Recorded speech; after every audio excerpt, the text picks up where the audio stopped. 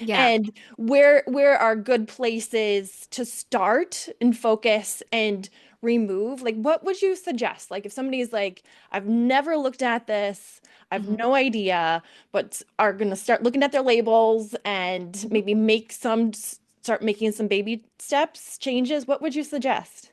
Yeah, well, I have to couch this by saying the fashion industry is not required to share much information about what is in their clothing, right? Right. So you could buy something that says 100% cotton, and it actually might be 4% other stuff.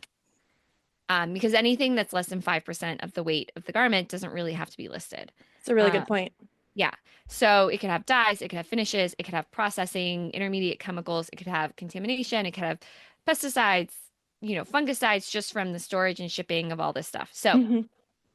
um, I have a list of things that people can do, and no one of these things is going to be the silver bullet because, there's no listing of ingredients that Right. will help you know for sure that you're avoiding something. And so the first thing I tell people is try to avoid synthetics when possible, especially synthetics that are being worn right next to your skin.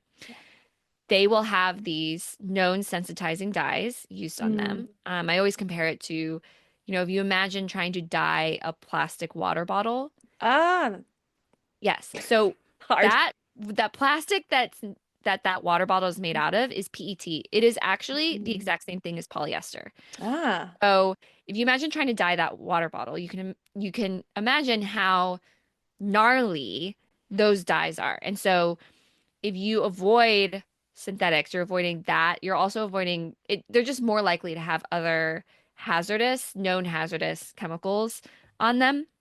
And so I recommend, especially for your underwear, your workout clothing, like tight yoga leggings, um, anything that's just like your socks for sure.